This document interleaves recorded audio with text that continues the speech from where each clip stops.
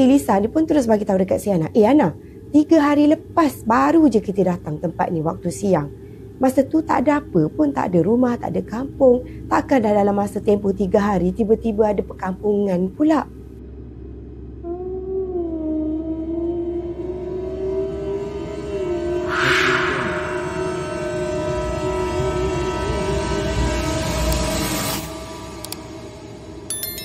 Hai, Assalamualaikum and welcome to Pika Storyteller Channel. So, Pika nak ucapkan terima kasih pada korang semua yang sudi untuk klik pada video kali ini. Dan seperti biasa pada yang baru saja datang ke channel ni, jangan lupa untuk terus tekan butang subscribe di bawah.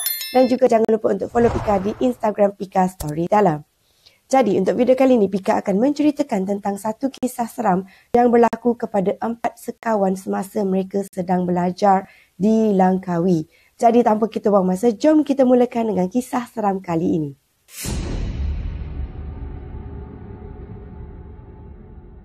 Dalam kejadian ni, ada 4 orang sekawan. Mereka semua ni perempuan. Yang pertama adalah Ana dan selepasnya adalah Lisa, Faz dan juga Min. Dan kisah kali ini sebenarnya diceritakan oleh Lisa. Masa tu, kejadian ni berlaku sekitar tahun 1998 di mana 4 sekawan ni merupakan pelajar di sebuah institusi dekat Langkawi dan kata mereka lagi, asrama dia pada masa tu berada berdekatan dengan Pantai Cenang. Jadi, disebabkan oleh lokasi asrama mereka tu berada berdekatan dengan Pantai Cenang, pada satu hari ni, diorang berempat ni bercadang untuk pergi explore Langkawi. Kan diorang dah pun berada dekat kawasan Pantai Cenang kan, jadi agak bosan lah kalau nak explore dekat tempat sana kan. Jadi mereka ni pun decide untuk pergi dekat satu lokasi ni, satu pantai ni yang katanya memang jarang sangat orang tahu. Orang-orang tertentu, mungkin orang Langkawi ataupun orang tertentu je yang tahu lokasi tersebut. So pada hari tu, mereka berempat ni pun plan untuk pergi ke sana. Tapi sebab diorang ni tak ada kenderaan sendiri, jadi mereka pun pinjamlah satu van ni daripada lagi seorang member diorang ni. Dalam kejadian tu, si Ana ni merupakan driver, Lisa ni dia duduk sebelah Ana dan Min dan juga Faz pula berada di belakang. Jadi malam tu, diorang semua ni pun pergilah keluar makan semua kan dalam pukul 8.30 macam tu. Tapi disebabkan oleh dah banyak tempat yang dah tutup, kan tahun 1998 kan, dah banyak juga tempat yang dah pun tutup. Jadi mereka ni pun kata, why not kalau kita pergi dekat satu pantai ni yang diorang suka pergi lepak. Kata dia, kawasan pantai tu agak kurang orang yang tahu. Biasanya diorang pergi waktu siang tau. Tapi tak tahulah macam mana malam tu diorang boleh terdetik, boleh buat plan untuk pergi ke pantai tu pada waktu malam. Dah lah diorang ni semua perempuan. Untuk pengetahuan korang, kalau nak masuk dekat kawasan pantai yang kononnya rahsia tu, pantai tu dia agak terpencil sikit tau. Jadi, bila nak masuk ke kawasan pantai tu, jalan tu tak berapa nak cantik sangat. Sebab jalan dia sempit, lepas tu kiri kanan jalan memang tak ada lampu langsung. Tetapi disebabkan oleh mereka ni pernah pergi ke sana waktu siang, jadi mereka rasa macam confident lah untuk pergi pada waktu malam. So masa tu, Ana ni tengah drive tau. Bila dekat je nak masuk dekat sempang untuk ke pantai tersebut, tiba-tiba diorang semua, keempat-empat diorang ni terdiam dengan sendiri. Sebab masa tu, kesemua diorang ni dekat dalam van tu terasa macam pelik. Diorang rasa seram semacam, sampaikan bulu roma diorang semua rasa meremang. Tapi disebabkan katanya dah biasa juga kan. So diorang pun abaikan je lah. Mungkin sebab biasanya pergi waktu siang tak terasa sangat seram tu. So bila pergi pada waktu malam, tiba-tiba pula rasa seram. So diorang pun abaikan je lah perasaan diorang tu. Dan mereka pun meneruskanlah perjalanan untuk pergi ke pantai tersebut. Untuk pengetahuan korang, untuk pergi ke kawasan pantai tu, diorang ada 2 laluan yang diorang kena lalu. Laluan yang pertama ni, laluan jalan yang sempit dan berpasir. Di kiri kanan jalan pula penuh dengan belukar ataupun macam semak samun macam tu. Okey, selepas mereka dah lalu dekat laluan pertama tu kan, dekat penghujung jalan tu, diorang kena terus belok ke kiri. Dan kawasan tempat yang akan diorang belok tu pula, dia macam agak luas sikit lah. Lepas tu dekat kawasan tu pula, walaupun ada semak samun, ada belukar semua tu, tapi pada masa yang sama juga, tempat tu memang banyak sangat pokok ru. Pokok macam pokok Christmas tu kan.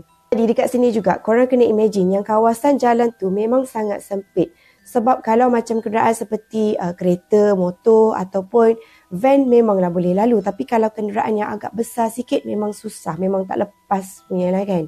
So lepas tu, diorang ni kalau diorang nak pergi ke pantai, lepas diorang belok saja ke kiri, diorang kena parking kereta dekat situ tau. Sebab memang diorang tak boleh nak masuk. So nak tak nak, kalau lepas belok je dekat kawasan tu, diorang kena parking kereta. Dan lepas tu mereka kenalah pergi berjalan kaki untuk pergi ke kawasan pantai yang diorang nak pergi sangat tu. Jadi berbalik semula ke kisah 4 sekawan ni tadi. Masa tu si Ana ni dia tengah drive kan. Macam yang Pika bagi tahu tadi, keempat-empat diorang ni dah mula rasa meremang. Diorang punya takut tu sampaikan semua memandang ke depan je. Tak ada seorang pun daripada diorang ni yang berani untuk tengok ke kiri kanan. Sebab diorang takut ternampak sesuatu lah kan. So semua fokus je. Sama macam si Ana yang tengah drive ni. Fokus je pandang ke depan tu kan. Sampailah dekat kawasan, dekat belok yang Pika kata laluan yang kedua tu kan. Bila si Ana ni dia nak membelok, kawasan tu kan gelap. Dan masa tu si Ana ni dia menggunakan lampu tinggi. Tiba-tiba dalam jarak 100 meter daripada van diorang tu, diorang semua ni nampak ada satu pakcik tua yang memakai baju Melayu, tetapi pakcik tu tengah mencangkul sesuatu dekat tengah-tengah jalan. Dan lagi pelik kan, tadi kawasan tu gelap kan. Tetapi selepas dia belok je van tu, kawasan dekat pakcik tu duduk tu terang. Cerah gila. Jadi dekat sini diorang pun macam tertanyalah sesama sendiri kan. Apa pula nak pakcik tu buat kat depan? Pakcik tu tengah cangkul apa kan? Si Lisa tu tanya dekat si Ana ni lah. Lepas tu si Lisa ni juga, dia bagi tahu dekat si Ana ni. Dia kata, Ana, kau gerak ke depan sikit lah supaya dapat nampak dengan lebih clear kan apa benda pakcik tu buat sebenarnya. Lepas tu macam Pika bagi tahu tadi kan, kawasan tu macam terang, cerah kan. Bila si Ana ni ke depan sikit, masa tu dia baru nampak yang sebenarnya kawasan tu macam satu kawasan perkampungan tau. Bukan setakat diorang nampak ada pakcik yang tengah mencangkul tu. Tapi diorang nampak ada lagi 2-3 lelaki muda yang tengah buat kerja macam gotong royong. Ada yang pegang sabit, ada yang pegang parang. Diorang macam buat aktiviti macam tu dekat situ. Dan diorang boleh nampak jugalah ada beberapa rumah ni. Tapi rumah tu macam rumah-rumah kampung macam tu. Nampak ada jugalah perempuan tengah bersembang. Lepas tu anak-anak kecil yang tengah duk berlari, tengah duk main-main macam tu kan. Jadi diorang ni pun terus rasa confused tau. Sebab kebiasaannya bila diorang pergi waktu siang, rumah tu semua tak ada pun. Sebab kawasan tu memang kawasan semak. Lepas tu keempat-empat diorang ni bila tengok je perkampungan tu kan, diorang terus macam tenganga tau. Macam macam tu. Sebab si Lisa ni pun terus bagi tahu dekat si Ana. Ana, 3 hari lepas baru je kita datang tempat ni waktu siang. Masa tu tak ada apa pun, tak ada rumah, tak ada kampung. Takkan dalam masa tempoh 3 hari tiba-tiba ada perkampungan pula. Lepas tu dekat sini si Ana ni tiba-tiba kan bila dia dengar je soalan daripada si Lisa tu macam tu. Terus dia kata, jap nanti aku keluar aku pergi tanya. Tak tahulah kenapa Minah tu tiba-tiba berani. Dia terus je buka pintu van. Lepas tu dia pergi dekat pakcik tu tau. Yang 3 orang dekat dalam van ni cuba untuk suruh Ana ni jangan pergi, tapi tak sempat. Sebab laju sangat si Ana ni turun. Masa tu, mereka semua ni pun just memerhatikan je lah si Ana ni kan. Mereka nampaklah si Ana ni pergi tegur pakcik tu tau. Tapi macam tak dilayan. Adalah dalam 5 minit macam tu, si Ana ni bercakap dengan pakcik tu. Sebelum tiba-tiba diorang ni semua pelik. Sebab diorang nampak yang Ana ni tiba-tiba berlari balik ke arah van diorang tu. Tapi bukan lari biasa tau. Dia lari macam dalam keadaan ketakutan. Kemudian, ni seram. Sebab masa yang sama juga diorang nampak si Ana ni berlari masuk ke dalam van. Diorang ni nampak yang pakcik tadi tiba-tiba bagi signal dekat yang orang-orang muda dekat kawasan tu kan. Sebelum diorang tu semua datang dekat pakcik tu. Lepas tu diorang macam berbaris tau. Dekat dalam satu barisan macam tu. Dan masing-masing ni pegang senjata. Ada yang pegang parang, ada yang pegang sabit, ada yang pegang cangkul kan. Lepas tu mereka semua ni merenung tepat ke arah van tu tau. Lepas tu kan, yang ni memang seram. Sebab bila Ana masuk je dekat dalam van kan, diorang boleh nampak yang barisan yang dekat depan diorang tu tadi, pakcik and the gang tu kan, tiba-tiba berlari menuju ke arah diorang. Macam nak serang diorang tau.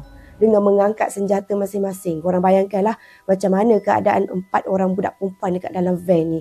Bila nampak yang lelaki dekat luar tu macam nak attack dia orang. Selepas tu, bila diorang semua ni nampak yang diorang tu dikejar daripada bahagian depan, teruslah si Lisa ni bagi tahu dekat si Ana ni, Ana cepat reverse, Ana cepat reverse. Sebab dia dah nampak kan, macam diorang tu semua datang nak menyerang diorang dengan senjata tau.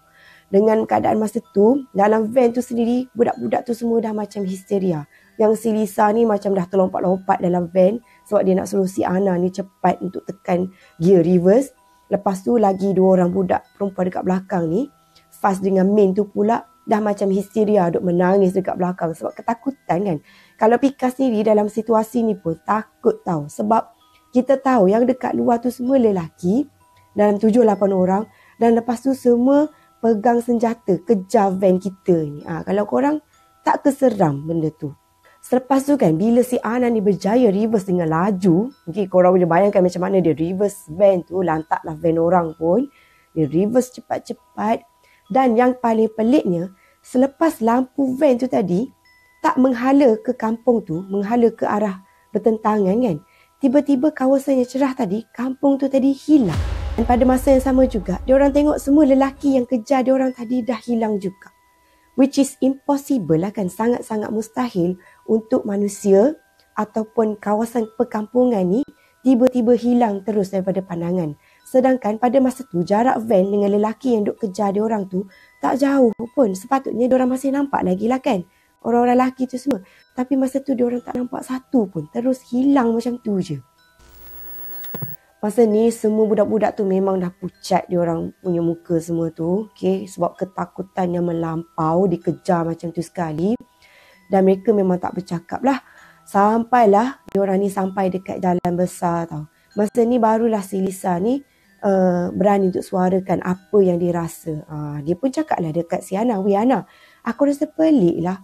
Kenapa tiba-tiba ada kawasan perkampungan macam tu kan? Lepas tu, kenapa diorang tu semua kejar kita?" Lepas tu Lisa ni tanya lagi juga dekat si Ana tu. Dia kata dia rasa pelik lah. Ada ke manusia yang nak bercucuk tanam pada waktu malam macam ni? Ke dia tu yang tersalah tengok? Kemudian si Ana ni pun buka lah cerita. Kan tadi si Ana ni turun kan untuk pergi tanya dekat pakcik, pakcik buat apa kan. Okey, melalui cerita si Ana ni pula, Ana kata masa dia turun, dia pun tak faham kenapa dia jadi berani untuk turun daripada van dan pergi tanya pakcik tu, pakcik buat apa tengah-tengah malam. Bukanlah tengah malam, pakcik buat apa dekat tengah-tengah hutan ni kan, bercucuk tanam macam tu. Masa tu dia bagi salam dekat pakcik ni tau. Dia bagi salam. Tapi pakcik ni buat tak tahu je. Macam seolah-olah yang si Ana ni tak ada pun dekat situ. Lepas tu si Ana ni macam geram lah. Dia pun cakap lah, pakcik at least jawab lah salam tu kan. Bila si Ana tu cakap je macam tu, tiba-tiba pakcik tu tadi yang tengah duk mencangkul tu kan, dia terus berhenti. Lepas tu dia tengok dekat si Ana ni. Dan masa ni lah si Ana perasan sesuatu yang pelik. Sebab masa pakcik tu angkat je muka dia kan, Ana ni nampak yang mata pakcik tu hitam.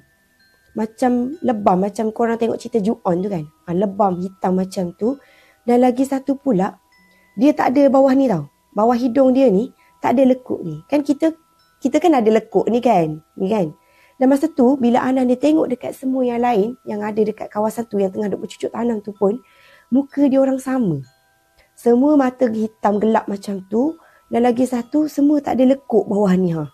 Jadi selepas daripada tu, bila pakcik tu angkat muka, Ana terkejut tengok muka pakcik tu dengan muka-muka yang lain. Lepas tu pakcik tu kan bagi signal nak suruh pergi serang Ana and the gang ni kan. Teruslah Ana ni pun pecut masuk ke dalam van. Tapi dia rasa pelik jugalah, macam manalah dia boleh pergi berani untuk pergi tanya pakcik tu. Sedangkan dia dah tahu dekat kawasan tu dulu sebelum ni tak ada pun perkampungan tu. Lepas tu kan, pada malam tu memang diorang semua, 4 orang ni memang tak boleh tidur langsung sebab diorang tengah duk berdiskus lah pasal kejadian yang berlaku dekat diorang tu kan. Lepas tu diorang bagi tahu jugalah dekat member-member diorang yang laki ni ada dalam lebih kurang 10 orang macam tu budak laki, kos sama, okay. Mereka cakap lah apa yang berlaku dekat diorang. Jadi mereka semua ni pun decide untuk keesokannya diorang semua ni, termasuk budak-budak lelaki yang dengar cerita diorang ni, untuk pergi tengok dekat tempat tu sendiri pada keesokan harinya. Jadi keesokannya mereka semua ni pun bertolaklah pergi dekat kawasan pantai yang diorang kejadian semalam tu kan.